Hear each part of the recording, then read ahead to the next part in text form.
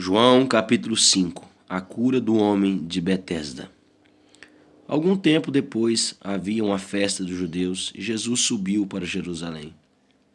Existe em Jerusalém, perto da Porta das Ovelhas, um tanque, chamado em hebraico, Betesda, tendo 5 pavilhões. Nota de rodapé 1.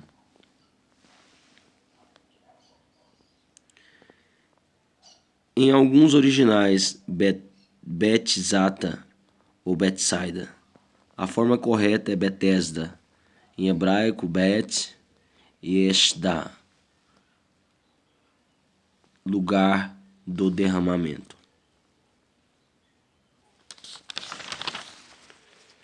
Nestes ficava grande multidão de enfermos, cegos, mancos e paralíticos, esperando pelo movimento nas águas. Nota de rodapé 2. João se refere à festa dos judeus com o desejo de informar os gentios não judeus sobre as tradições judaicas. Os capítulos centrais deste evangelho são cronologicamente relacionados com as diversas festas do ano judaico.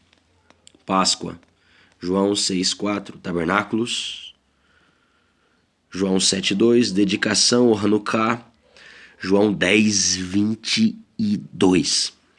A festa aqui se refere ao Ano Novo Judaico, trombetas, Rosh Hashanah, como é hoje comemorado pelos israelenses. Levíticos 23, 23 ao 25. Os pavilhões são 5 arcadas com grandes colunas em torno de um tanque duplo. 2. O NTG, essa tradução aqui, omite essa última frase do texto e todo o versículo 4. De certo, em certo tempo, descia um anjo do Senhor e agitava as águas. O primeiro que entrasse no tanque, depois de agitadas as águas, era curado de qualquer doença que tivesse. Estava ali um certo homem enfermo, havia 38 anos. Quando Jesus ouviu deitado, e sabendo que estava assim havia muito tempo, perguntou-lhe: queres ser curado? O homem enfermo queixou-se: Senhor, não tenho ninguém que me ponha no tanque quando a água é agitada, pois enquanto estou indo, desce outro antes de mim. Ordenou-lhe Jesus: levanta-te, apanha o teu leito e anda. Nota de rodapé 3. Uma espécie de maca ou esteira, em grego, kratabatos, como em Marcos 2, do versículo 9 ao 12. Levanta, apanha o teu leito, a tua maca, a tua cama, a tua esteira e anda. Imediatamente o homem ficou curado, pegou o seu leito e andou. E aquele dia era sábado. Nota de rodapé 4. Sabbath, em King James.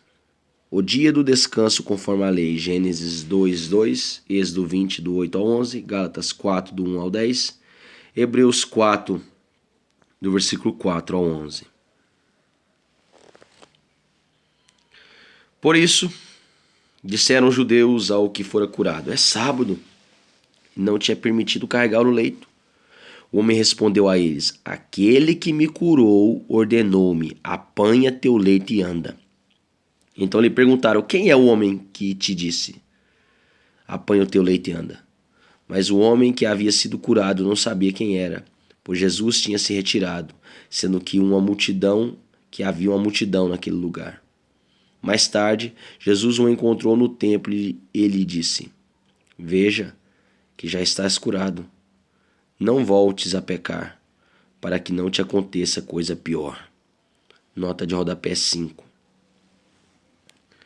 Jesus sabia que a causa da enfermidade daquele homem fora seu pecado. Entretanto, não quis revelá-la ao público.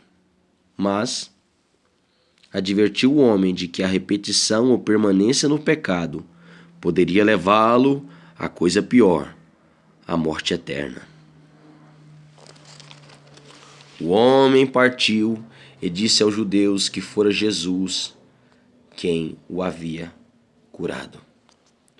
Honra o Pai e o Filho. Por essa razão, os judeus perseguiam a Jesus e tentavam matá-lo, pois ele estava fazendo essas coisas durante o sábado. Nota de rodapé 6. O NTG, essa tradução, omite a frase "e tentavam matá-lo", mantida nas revisões da King James. Mas Jesus respondeu a eles: "Meu Pai continua trabalhando até agora, e eu também estou trabalhando." Por isso os judeus ainda mais procuravam matá-lo, porque não somente violava o sábado, mas também dizia que Deus era seu Pai, fazendo a si próprio igual a Deus.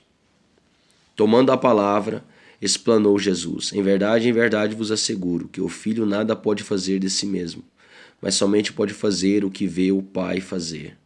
Pois o que este fizer, o Filho semelhantemente o faz. Porque o Pai ama o Filho, e lhe mostra todas as coisas que realiza, e maiores obras do que estas lhe mostrará, para que vós maravilheis. Pois assim como o Pai ressuscita os mortos e os faz viver, assim também o Filho dá vida a quem ele desejar. Assim, o Pai a ninguém julga, mas confiou todo o julgamento ao Filho, a fim de que todos honrem o Filho exatamente como honraram o Pai. Aquele que não honra o Filho, não honra o Pai que o enviou. Em verdade vos asseguro. Quem ouve a minha palavra e crê naquele que me enviou tem a vida eterna.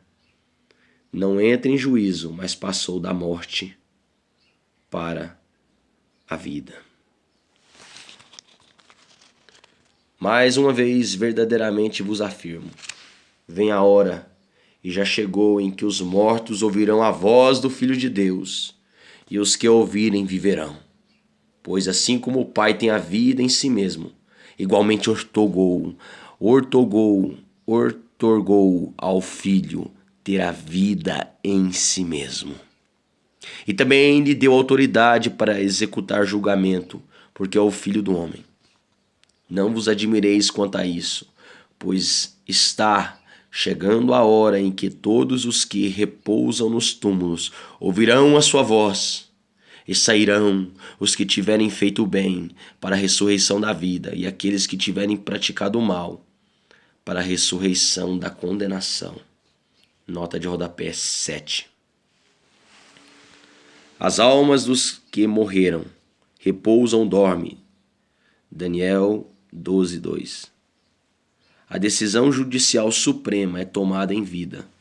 Os que tiverem feito o bem são os que vieram à luz. Esses já estão vivendo a vida eterna como os salvos. Os que tiverem praticado o mal são os que amaram mais as trevas do que a luz. João 3, do versículo 19 ao 21. Essas pessoas, a não ser que em vida se arrependam e recebam a Jesus em seus corações, já estão condenadas para sempre. João 3,18.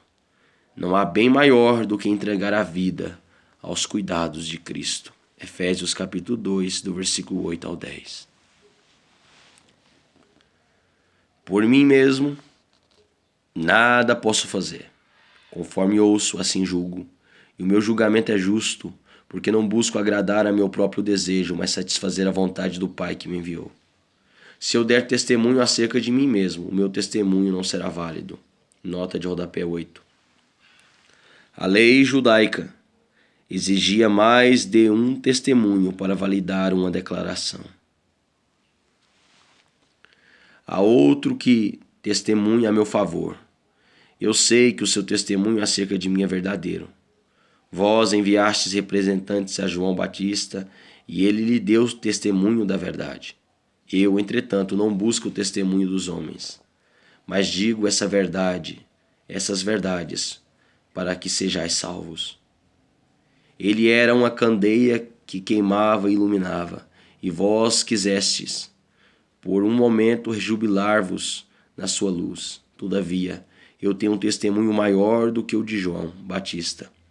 A própria obra que o Pai me deu para consumar e que estou realizando, testemunha que o Pai me enviou. E o Pai me enviou, Ele mesmo testemunhou sobre mim. Jamais ouvistes a sua voz, nem contemplastes a sua face. Igualmente, não tendes a sua palavra habitando em vós, porque não credes naquele a quem Ele enviou. Vós examinais criteriosamente as Escrituras, porque julgais ter nelas a vida eterna, e são elas mesmas que testemunham acerca de mim. Nota de rodapé 9. Grafe, em grego, a carta de Deus, todo o Antigo e o Novo Testamento. 2 Pedro 3:16. Todavia, vós não quereis vir a mim para terdes a vida. Eu não aceito honra que procede dos homens, mas eu vos conheço bem, e sei que não tendes em vós o amor de Deus. Eu vim em nome de meu Pai, e vós não me recebeis. Se outro vier em seu próprio nome, declaro-vos que o recebereis. Como podeis crer, vós que recebeis honra uns dos outros, mas não buscais a glória que vem do Deus único? Não penseis que eu vos acusarei diante do Pai. Quem vos acusa é Moisés, em quem tendes depositado a vossa confiança. Todavia, se de fato cresceis em Moisés, de igual modo haveríeis de crer em mim, pois foi a meu respeito que ele escreveu. Mas, se não credes em seus escritos, como crereis em minhas palavras?